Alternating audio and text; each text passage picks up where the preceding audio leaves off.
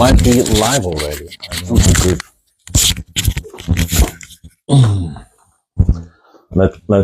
Let me get my monitor and my glasses.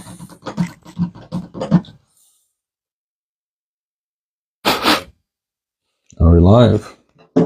Hello, are we live? Okay, what's happening here? Why?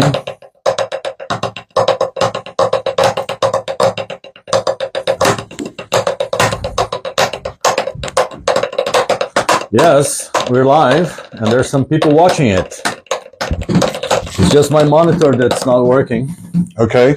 I don't know why. So start talking. Okay. I cannot. Oh, here we are. Oh, all right. well Cool. Hi. Hi. Shivamwa19 says hi. We'll say hi back. Hi back. Okay. Well then. Should we introduce ourselves then? Again? Yes. This is Felipe Drago. And this is Mark Smith. Hi. He's related to Steve Smith. No, he's not. What? No, he's not. He's a much nicer person. I'm not going to say that. You just did. So should we talk about molar technique? Let's talk about molar. Molar. Okay. So, molar. Do you know why is it called the molar technique? I think so. So? Named after Sanford Molar? Exactly. Yeah. And do you know how he got this technique? It's American marching bands, isn't it? Something like that. Yeah. The thing is, he was born in the 1800s. I was born in the 1900s. He was born in the 1800s. Right. And he was 15, and he was a drummer already, but he wanted to get better. And he was 15 in the late 1800s, like almost 20th century. And somebody told him, there's this kind of house for old veterans who fought the Civil War, right? That used to play drums. So maybe you could have lessons there. Mm-hmm. So he went there.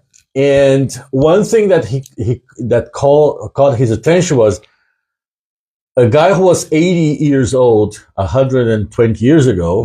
It would be the equivalent of a guy being 120 years old now. Yeah. So one thing that caught his attention was these guys who could barely walk, when they got a pair of sticks in their hands, they could play just like they were not like they were in their 20s, but they could play. Yeah. And then he started analyzing it. And most of it, because back in the day, a snare drum was this deep. Yes. with actual skin on it. Yeah. And tied with ropes. Yeah. So it was very different from a pad or a nylon or whatever, whatever it is, that material that they Mylar. Mylar.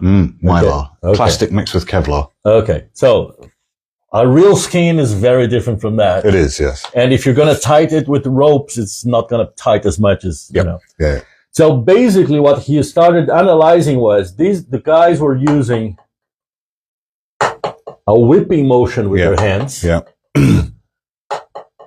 And allowing the stick to bounce. And then they would control the bounces to, for example, if they wanted to play 4 notes with one motion, they could do it.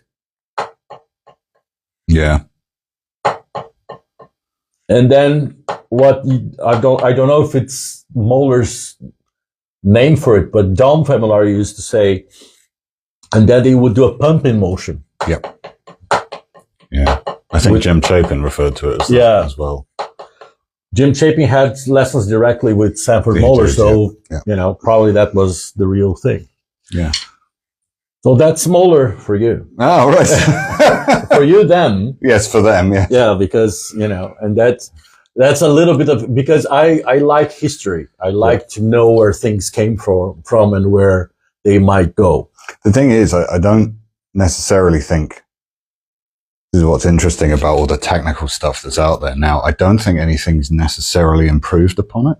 I mean, you've got like open close, yeah, which I can't really do it. I can do it individually, but I can't do them together. Yeah. But in terms of so there's lots of advantages to Molar that I've found, because I've really gone back to it recently and looked at, I was talking about last time we spoke, the fours, purely for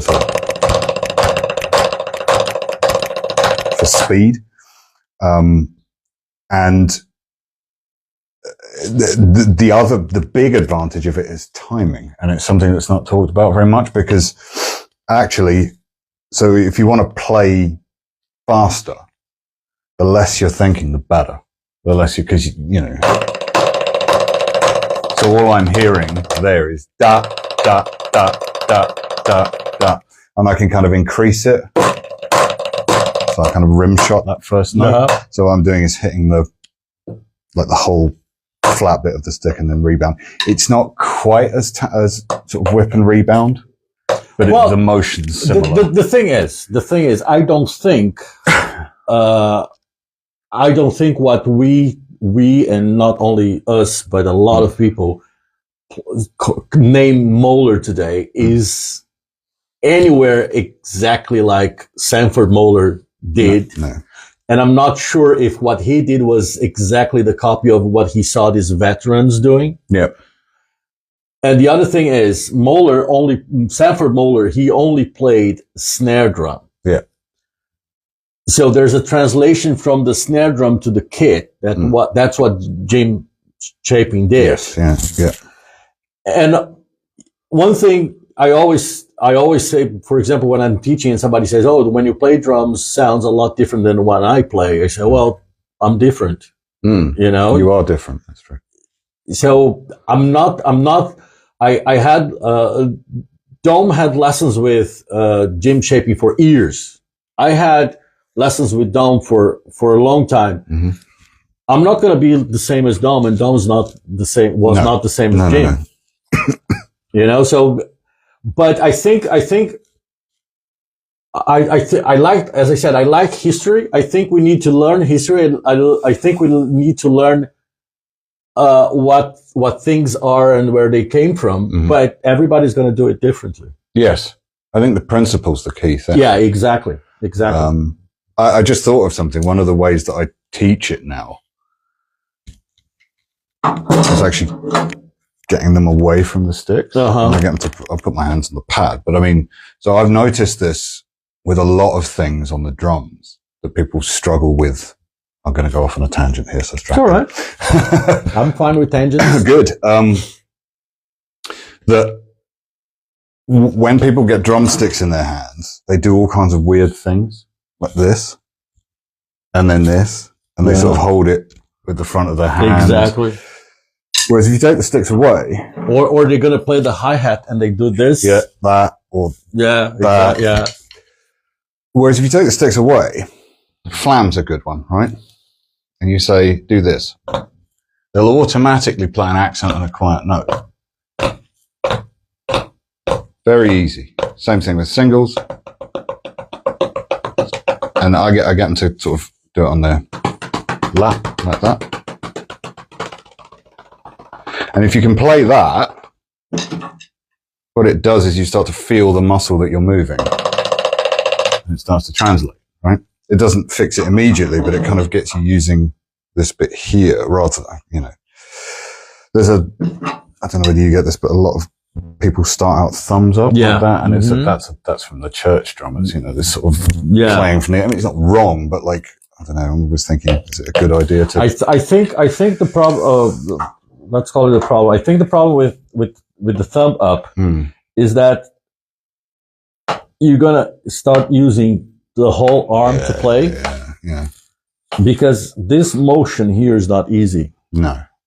So if you turn your hand with the palm facing the floor, this motion is a lot easier. And then you don't need to use the whole arm up and down. You use just the wrist. Yeah, it's more efficient. Yeah. One of the things I do then is I get them to say, right, hold your sticks. And then I take the stick out of their hand. Now hit the pad. Exactly. Yeah, that's a good one. Yeah, exactly. If you turn your hand over, you can. So with molar, one of the things, I mean, I do it myself sometimes. It's just, I do it on the pad. Most people can do that straight off. And then that. It's not exactly the same, but it kind of... Well, this first motion is exactly the same. Yeah. I mean, the rebound bit, but I found most people can, you do that and then you stick a stick in their hand. They do that. Or that, actually, they do that to start. But if you keep your fingers touching, it just stops on its own. Yeah, the other thing is, I always have to tell the students that these fingers are here to control the stick, not to go away from your hand, but they're not gripping the stick. So you need a little bit of space for the stick to move.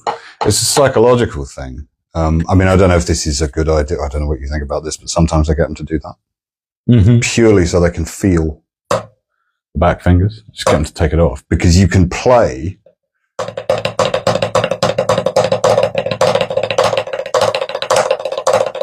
without those fingers. It's a bit messy, but like, and then as soon as you put them on, all that does is, all these two do are guides. They just stop the stick doing that. So I'm barely putting any pressure on at all. And it's all, I'm feeling it actually mostly in those two fingers. Talking about your relative, Steve Smith. Oh yeah, my relative, yes. There's an old, I saw this video on YouTube years ago, and he was saying that he used two sticks, and that if you're grabbing the stick, I've seen that. You're choking the sound. Yeah. If you, there's a lot more resonance on that. It's bigger. You know, it's a bigger sound, isn't it? It's not necessarily louder, but it's wider. Exactly. Yeah. Dave Weckl said the same thing. You know where they got it from, don't you? Yes. You say it. No. We shall not name him. Yeah. Well, you know, if you know who he is, put it in the comments. Yeah, exactly. It's not that I don't want to, it's a very controversial name. Yes, it is. So I'm gonna just stay quiet. Should stop spinning my sticks. Let's pretend I don't know who it is. Let's pretend, yes. But I always, that's the thing, like, you can hear it. There versus that. And it's that versus that. And then that. Yeah. Not that that person was particularly bad. It's just that it's not exactly what you think it is. Well, that's made it even more murky. I never said I wanted to make it clear. No, well, good. Just as well. So, yeah, that's one of the ways I get people to do it. With like, just that sort of, if you can get that, and then you just let the stick fall. That's what I started doing recently when I went back to it. It was literally starting from, I mean, you can get like sort of 6 out of it, I think. But 4 clean. Yeah, 4 clean for sure. And then just that. And it's actually, as you do it lower and lower, it becomes more of a flip. Yeah. So going back to your relative, there's an instructional video by Steve Smith. I think it's called "Standing on the Shoulder of Giants." Okay. Where he on his left hand, he can get, with the molar motion, he can get like 5 strokes. Right, bloody hell. Yeah. So there's a little solo where he has a snare on the left side where he keeps playing 5s and then improvising with the other 3 limbs. Sort of like,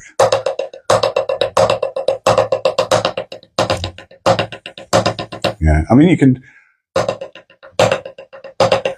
that point, I'm kind of with this. I think you're very relaxed with 4s, but you're getting a little bit tense, you start to tense with 5, and the whole point of the molar is not have any tension. Yeah, exactly. So it's like there's what you can do, and then there's what you can do with. There's what you can do, and there's what you should do. Yes. Yes. Well, just because you can doesn't mean you should.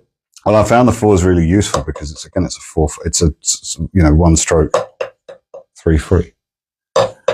And I think the biggest misconception with the molar or any hand technique is that it makes you faster. and it doesn't. Yeah. It makes you relax. The years ago, this guy told me, I'm not even sure he's still alive, but he back then when he was 20 years my senior, and he said, I'm not going to say it, but probably you will. Drumming as an Olympic sport. Oh, yeah. So I think there's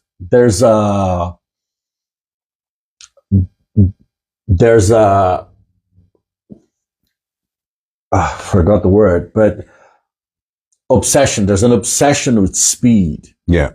It's not even new. No. It's not even new, but there's this obsession with speed that everybody's trying to outdo each other. Yep.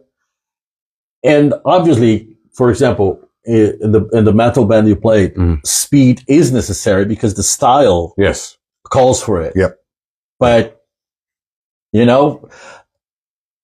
I was thinking about this today for some reason, maybe because the reason I'm crazy. But drumming magazines, they created a problem. Because what drum magazines talk about? Drums and drummers. Yeah. So to talk about that, you need to take the drummer outside the context of a band or a musical whatever, which is obviously because you're going to talk about the drums. And then with that, in the 90s, especially, they created this culture of the drummer being a separate entity from music. Yes. Yeah. Which is not, let's say, it's not their fault, because if you're going to talk about drums, you need to take everything out and talk about drums. Yeah. But for the least experienced reader, it gave, I think, the impression that there's music and there's drumming. Yes. And then there's obsession with, I need to be fast. Why? Because I need to be fast. Yes. Yeah. It's true. And I sort of try and explain this to students quite a lot because it's a black hole. Because when you say to them, so for me, I play stuff that requires me to play fast for a long time. Exactly. However, right, where do I start with this? The thing is, for example, I don't play anything fast. No. Everything I play is mid-tempo, right? Because that's the kind of music I'm playing at the moment. But Moeller helps me a lot with that. Yep. It's not only for fast things. No, it's not. And so something I like to use it for, I mean, the dynamics are amazing with Moeller. And like if you're playing like a triplet thing.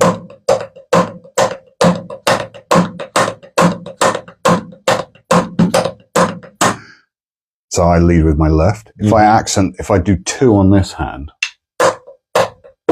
and 3 on this hand, you get this.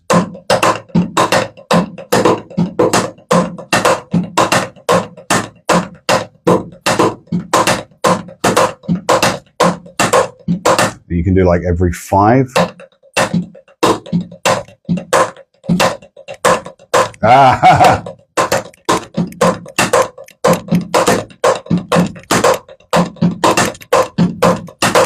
Sevens. So you can create these really interesting grooves with it. Exactly. So if you're playing a shuffle,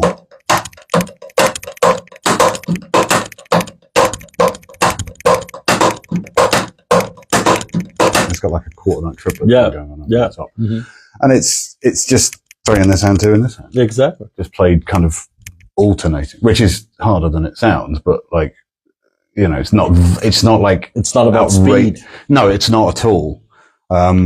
And it's much more interesting than that sort of thing. And that's just the 2, it's that and that, just put back to back. How can I say it's not my kind of music. But for example, years ago, I was watching in a drum festival in Brazil this metal drummer,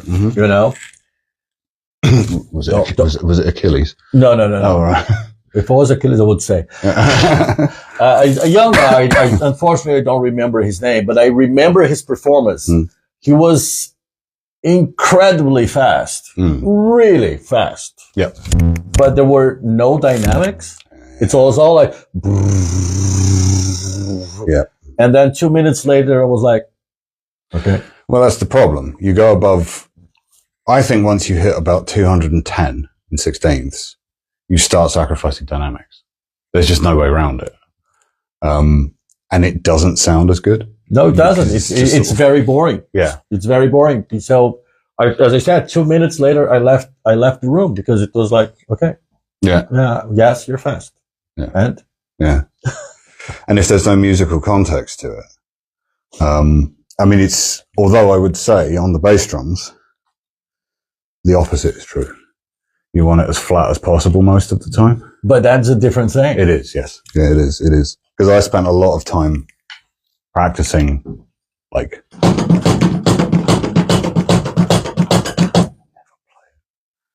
everybody wants that. Yeah.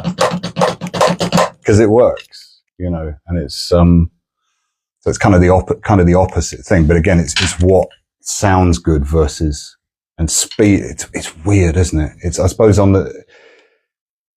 as we've said before, like the internet and music are doing this. Yeah. Like pretty rapidly. Very, especially if the subject's drumming.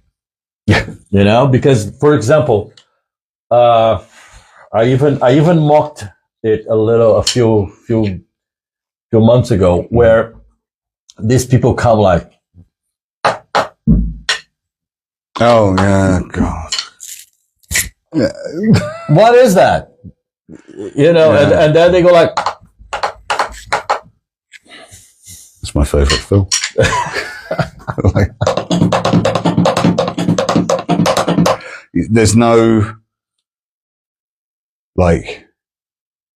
there's no context for it. Exactly. For example, one thing, context is very, very important. For example, for me, one of the greatest things is there's a song by Deep Purple from the early 70s called "You Fool No One."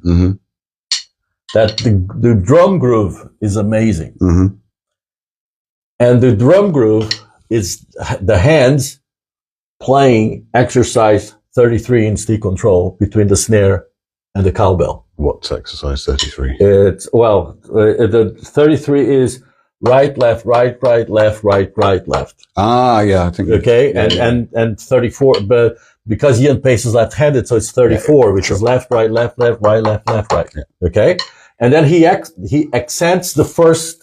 Like he's playing 16th notes, and he accent the first 16th note of each beat, and he's playing his left hand on the cowbell and his right hand on the snare, and he creates this amazing groove. That's a very good application of technique. Yes. Yeah.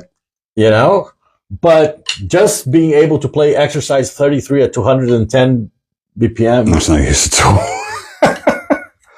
Well, it's there's melodic patterns inside rudiments. Exactly. And that's the thing, isn't it? So, for example, when I'm teaching accents and rebounds, what I tell my students is the first thing you need to learn is not the sticking, is the melody of the exercise. Yeah. Because once you learn the melody, doesn't matter the sticking. Yep. I do that with paradiddles. So that's like the leading hand part. So then you can just kind of, and then inward with the double in the middle, which is exercise 6. 6, yeah. Yeah. Put them back to back. Oh, I'm missing a double. Something like that. Yeah. And it just sounds, it's the old fusion trick, isn't it? Exactly. Like you play that between the ride cymbal and the snare drum, and then you put your bass drum under every right hand part. And it sounds like you're doing something completely insane, and you're just not. Yeah, you're just not. Yeah, exactly. Yeah, it's so, but I think that's a better way of doing it. And it's not as, I mean, you've got to sit and get that. Yeah, that's the other thing with social media, because whatever it is that people are showing, they're showing the final product. Yes, they are. Yeah, not the. I think the best example you gave was when you were talking about Thomas Lang first DVD. Yep. Oh God, 6 hours. Okay, but you said what they should have done after the first 3 hours is say, now you practice that for 2 years. Yeah, at least. And then you watch the next 3 hours. Well, that's the problem. You know? Have you seen it? No. So the opening exercises, see if I can do it. Look. And then he does it, which I'm not as good at. See, again, I can do it with this hand because I do that all the time. And you do it between there and there. But at no point is it said, if getting that, if you're doing it from scratch, probably takes 2 years, I would think. You start to get it in 6 months, a year, you can play it, and then getting it completely just there. And then I have a question. Do people want to know that it takes that long? Probably not. Yeah. Probably not. And that's the problem, isn't it? Yeah. And it started, I think, as much, Thomas used to be my teacher years ago, and he's amazing. But I think it was the first instance of volume selling. Because before that, drum videos were like an hour. Yeah. And that was it. Also, because of the medium, back in the day, you had VHS tapes. So it couldn't go much further than that. Yeah. The best one I've seen was by a guy called Jeff Bowders, and it's about bass drum technique. Yeah. And it's an hour long. The best one I've seen, I haven't seen this one, but for me, the best instructional video that never made it to DVD, only VHS, but it's by this drummer called Rod Morgenstein. Yeah, I know it. Yeah. And this video is amazing because he obviously he talks about double bass, he talks about stick control and technique and everything, but he always tries to put a musical context on that. Yes, yeah. And then he even makes as a joke, but it's true, where he says, okay, if you're playing a ballad, you're not going to go like.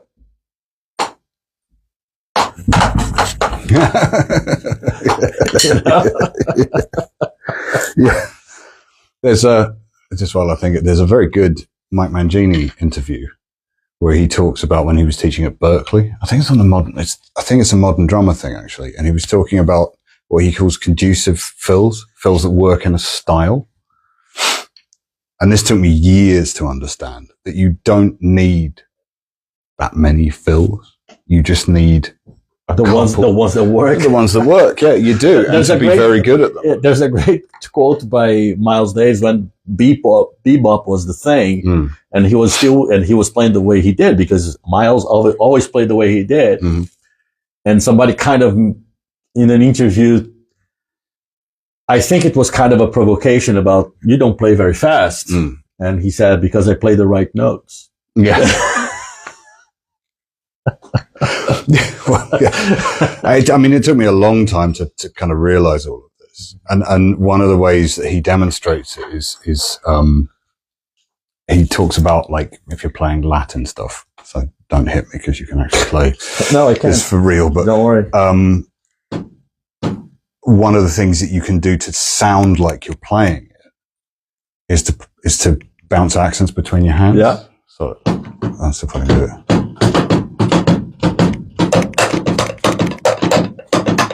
That's it. Mark Smith, the samba drummer. But it is. I'm doing 3s, 5s, 7s. I can't play samba to save my life. But you just did. Well, it's close enough. It's close enough. Well, it will save your life if you need it. Well, I guess when I go to Brazil and they're like, do this or die. Yeah, exactly. But the same, talk about that. I only really use in fills. I think I use 3 patterns. So I use that one. That's it. I do a lot of hand foot stuff. And I just have, the only difference is when I do the 3s and I use a double pedal, I play that. So, And these days, I use that one all the time. Like, all the time. It works in triplets, it works in, and I'm just concentrating on accenting the hands over the top of it. You know, if I could go back to my beginner self, I'd say, you're learning too much technique. You know, like, you're trying to learn too many things rather than get good at any of it. Exactly. This is one of the mistakes people make, you know, trying to learn everything at the same time. Yeah. And then they get better at none. Exactly. Yeah. I have to wrap things up for now. Sorry about that. That's okay. Yeah. I know you have a lot more to talk about. Next time. Next time we talk more about it. Yeah. Good. Thank you. Thank you. Good night. Good night. Oh, it's kind of dark in here. Well, it is.